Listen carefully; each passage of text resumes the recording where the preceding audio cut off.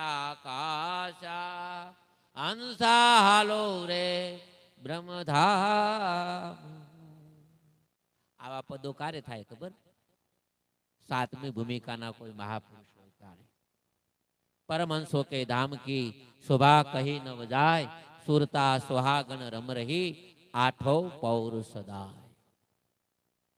આ હંસ ભગવાન એ સાતમી ભૂમિકાના મહાપુરુષ છે. આમ તો પાંચમી ભૂમિકા એ મહાપુરુષને જ્ઞાન થઈ જાય, પણ છઠ્ઠી અને સાતમી ભૂમિકામાં કોક મહાપુરુષો જબરલે પહોંચે. એવા ભગવાન હંસ ભગવાનની આ વાણી છે.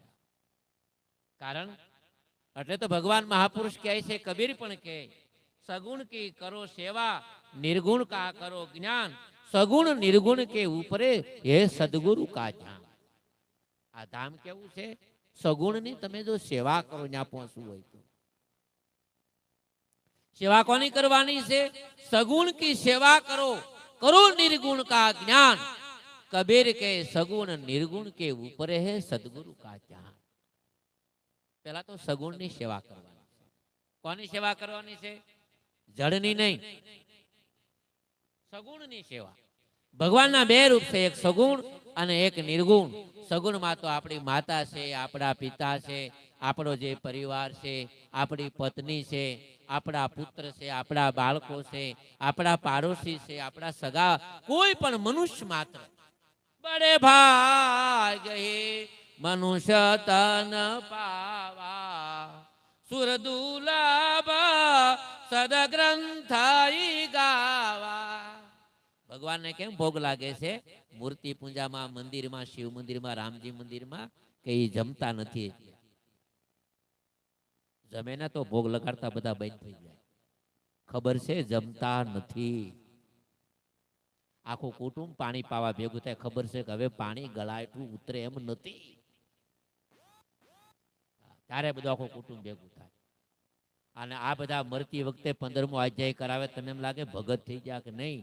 એને આમાંથી છૂટવું છે કે આ ડોહી પ્રાણ છોડી દઈ ને, આ બાબા જો પ્રાણ છોડી દે તો ભલે 11 કરવી પડે, ભલે પુણ્યમ કરવી પડે, ભલે સીધા પણ આ એક જો પ્રાણ છોડી. કુટુંબ કાંઈ પ્રેમથી ભેગું નથી થતું, દુઃખને લઈને ભેગું થાય છે. બધાય વાટે છે. અને ક્યાંક ક્યાંક તો અમે જોઈએ પછી એટલો સમય હાલે ને તો જોતા કરતું વધારે પાણી નાખી દે. ઈ બાની જો શ્વાસ બેસી જતો. સત્ય ઘટના કહું, મારી જોયેલી, કોઈ કલ્પનાની વાત ક્યારે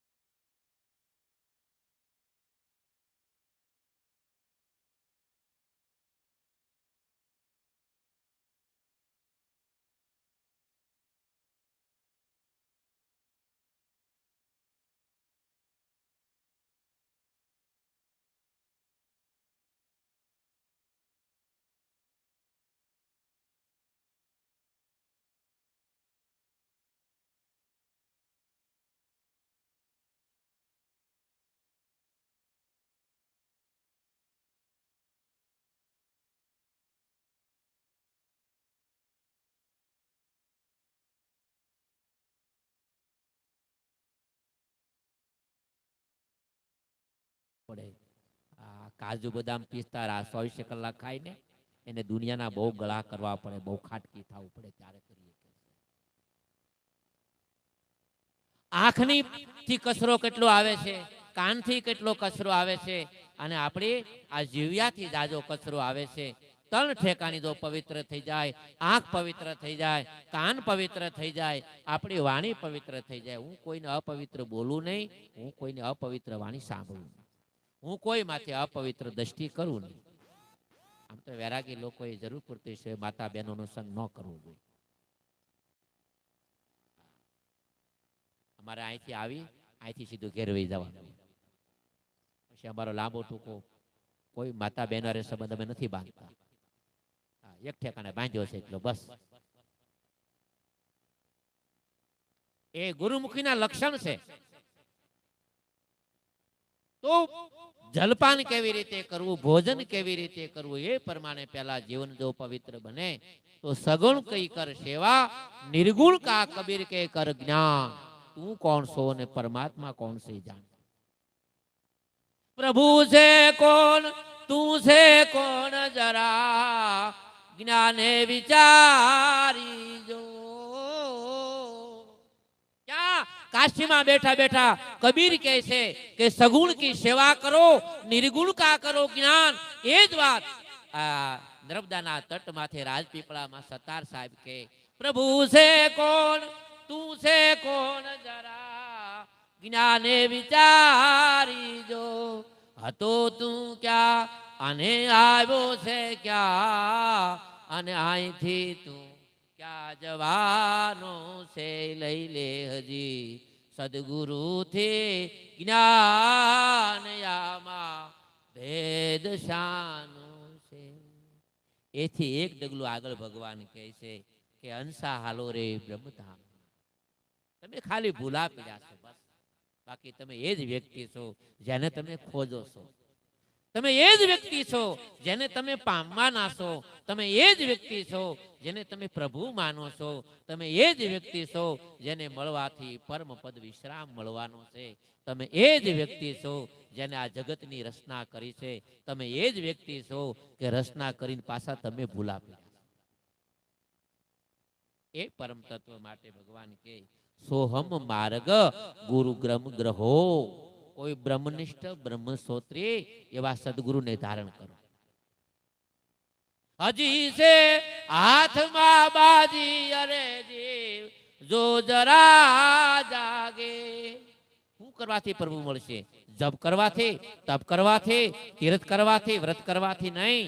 હજી છે તારા હાથમાં બાજી, અરે જીવ જો જરા જાગે.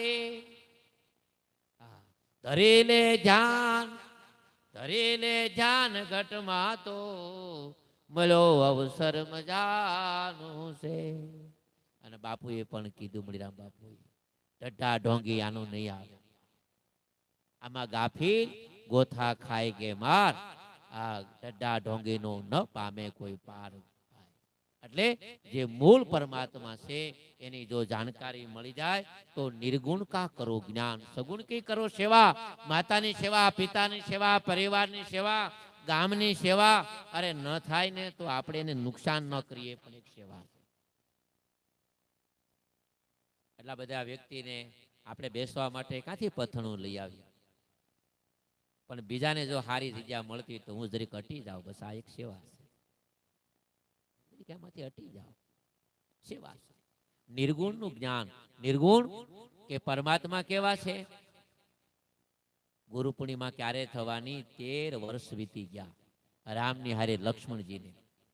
અને જ્યારે ભગવાન અયોધ્યામાંથી ભગવાન આવ્યા સરયુના તટમાંથી, સરયુના તટમાંથી ગંગાના તટમાંથી, ગંગાના તટમાંથી ચિત્રકૂટમાં આવ્યા, ચિત્રકૂટમાંથી લઈ ભગવાન પંચવટીમાં આવ્યા, પંચવટીમાંથી ઋષિમુખ પર્વતમાંથી આવ્યા. અને એ બધું યાત્રા કરતા કરતા કરતા કરતા કરતા લક્ષ્મણજીને રામની કથા સાંભળતા સાંભળતા, રામની સાથે સંગ કરતા કરતા, રામની સેવા કરતા કરતા દિવસ ને રાત એમ કરતા 13 વર્ષ જ્યારે વીતી ગયા ત્યારે 13મા વર્ષે એક એવી ઘટના ઘટી. એ સુગ્રીવને ભગવાને સંધિ કરી, મિત્રતા બાંધી. વાલીનો વધ કર્યો ત્યાં ચતુર્માસનો સમયકાળ આવી ગયો, વર્ષા ઋતુ આવી ગઈ. થોડીક કથા છે, શાંતિથી સાંભળજો. બધાય ધ્રુંધનું સમાધાન છે આમાં, બધાય રાગનું સમાધાન છે આમાં. સાચું ખોટું હોય તો તમારે તુલસીદાસને કહેવાનું છે, એને લખ્યું છે. હું મારો એક અક્ષર પણ વાપરતો નથી. તમને ન ગમે તો એ તુલસીદાસને તમારે આગળ જઈશે. આ તો એને કીધું. 13 વર્ષ વયા ગયા જેને રામની સાથે.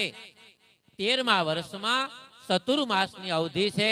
ચતુર્માસમાંથી 1 માસની અવધિ વીતી ગઈ અને પછી અષાઢ મહિનો આવી ગયો. અષાઢ હુલારમ મેઘ મલારમ બલિ બેહારમ જલધારમ આવી જે અત્યારની જે ઋતુ છે, અષાઢ માસ આવી ગયો.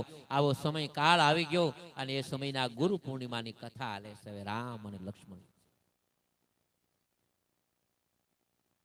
લક્ષ્મણ હવે રામને સમયને જોઈ પોતાની કુટિયામાં રામ અને લક્ષ્મણ સિવાય બીજું કોઈ નથી. અને હવે લક્ષ્મણ પોતે ભગવાન રામને કહે છે કે હે પ્રભુ, માયા જીવ અને પરમાત્મા. માયા કોને કહેવાય, જીવ કોણ છે અને પરમાત્મા કોણ છે? મારે પ્રભુ આ જાણવાનો સમય મને મળ્યો, મને સમજાવો ભગવાન કોણ છે. રામને બે એક જ કુટિયામાં છે અને લક્ષ્મણ પ્રશ્ન કરે છે મારે પ્રભુ પ્રાપ્તિ કરવી. તારે કોણ છે? આપણા માંડેલા ભગવાન ની હો, સ્વયં ભગવાન પરમાત્મા, માયા વશિષ્ઠ ચેતન, સર્વગુણ સંપન્ન. ભગવાને પોતા હમું ન કીધું, ભગવાન રામને પ્રશ્ન કર્યો લક્ષ્મણજી મારે પ્રભુ પ્રાપ્તિ કરવી છે. જેવી રીતે હું કહું મારે ધર્મદાસ બાપુને અથવા તો વિઠ્ઠલભાઈને, અજયભાઈને જોવા છે, નીલેશભાઈને જોવા છે, ભરતભાઈને જોવા છે, સહદેવભાઈને જોવા છે. અરે ભાઈ આમાં છે, હવે ક્યાં જોવાની વાત છે? હું કામ કથા લખ્યા? લક્ષ્મણજી પ્રશ્ન કરે રામને આજે ગુરુ પૂર્ણિમા ક્યારે થશે? ગુરુ પૂર્ણિમા ક્યારે થવાની? ગુરુ પૂર્ણિમા શું છે? તો રામને પૂછ્યું કે ભગવાન કોણ છે? અને ભગવાન બોલ્યા ગો ગોચર જબ લગ જાયે તબ લગ માયા જાન હું ભાઈ. ગો ગોચર જબ લગ જાય. ભગવાન રામ પરમાત્મા લક્ષ્મણને કહે આંખેથી દેખાય ત્યાં સુધી માયા પરમાત્મા નહીં, જેને અડી એકાય ત્યાં સુધી માયા પરમાત્મા નહીં. જેને જોઈ શકાય આંખેથી પરમાત્મા જોવાય નહીં. ના ભૂતો ના ભવિષ્યતે સ્થિત પ્રજ્ઞા આયા આત્મન મહાદેવ દ્રષ્ટિ. આ આંખથી મને કોઈ જોઈ શકતું નથી. તો હું વાહ હું વધે હવે? ત્યાં તો રામાયણ વાત ના પડે ત્યાં સુધી હું નથી લ્યો તો કોની સેવા હાલે છે, કોની પૂજા હાલે છે, કોની અર્ચના હાલે છે, કોની વંદના? આંખે તો ના પાડે છે રામ. ગીતામાં સટ્ટા છે, એમાં કૃષ્ણ ના પાડે. હે અર્જુન, જ્યાં સુધી હું દિવ્ય દ્રષ્ટિ ના આપું, કારણ મારું શરીર પણ દિવ્ય છે, મારી વાણી પણ દિવ્ય છે અને મારું ધામ પણ દિવ્ય છે. એટલે કહે છે હંસા હાલો રે બ્રહ્મધામ ના, છોડો રે જુગની આશા. આ જગતમાં બધું છે બાંધવા વાળું. એ જગ માયા કેરો ફંદ સર્વે કાળ કા ગ્રાસા. હંસાલો રે બ્રહ્મધામ. અને મણિરામ બાપુને પણ કહેવું પડ્યું લાગુ ગુરુને પાય ઓળખાયો ગુરુએ આત્મા. નથી રામ શબ્દનો પ્રયોગ, નથી કૃષ્ણ શબ્દનો પ્રયોગ, નથી મહાદેવનો કોઈ શબ્દનો પ્રયોગ, નથી કોઈ. હું કામ આવું કર્યું છે? એમ કેમ ન કીધું મને શંકર ઓળખાવ્યા? જેથી મારા જલામાં મરણ મટી જાય, ઓળખાવ્યો ગુરુ હે હાથ મારે. જેથી માં તો જ મટે, નકર નહીં. શક્કર ખાવાય તો બાકી જળની પૂજા કર્યા કરે. જળથી જળ થવાય, ચેતનથી ચેતન થવાય. જળ વ્યાપક પરમાત્મા છે એટલે કોઈ જગ્યા ખાલી નથી, પણ એની અમુક મર્યાદા હોય. આ માતા બહેનો નાના હોય, જ્યારે બાળકી નાની હોય ત્યારે એ રમકડાથી રમે તો સારું લાગે, ઢીંગલાથી. પછી એની અવસ્થાની મર્યાદા હોય.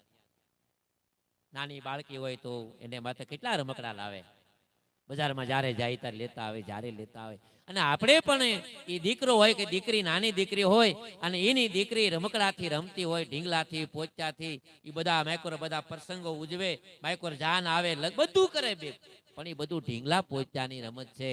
એક દિવસ એવો આવે, ઢીંગલા પોચાથી રમતા રમતા રમતા એ જ્યારે દીકરીની ઉંમર થઈ જાય, જ્યારે 18 વર્ષની, 19 વર્ષની, જ્યારે યુવાન થઈ જાય, ત્યારે એવી ઘટના ઘટે. પછી એનું સગપણ થાય, પછી તેની અવધિ પૂરી થાય, લગ્ન લખાય. પછી તો વિપ્રોના સમયના કાળ માથે લગ્ન પત્રિકા પણ પહોંચી જાય, સમય ઘડી યોગ પલ નક્કી થાય, એટલે પોતાના નગરમાં હાસો વરાજો આવી જાય. આમાં તો ડુપ્લિકેટ હોય, કન્યા ડુપ્લિકેટ હોય, ઢીંગલી વરાજો પણ ડુપ્લિકેટ હોય. પછી તો હાસી કન્યા અને હાસો વરાજો. પછી તો એ વરાજાની જાન પણ આવી જાય, અને જાન આવે ને પછી એના વિવાહ પણ સંપન્ન થઈ જાય.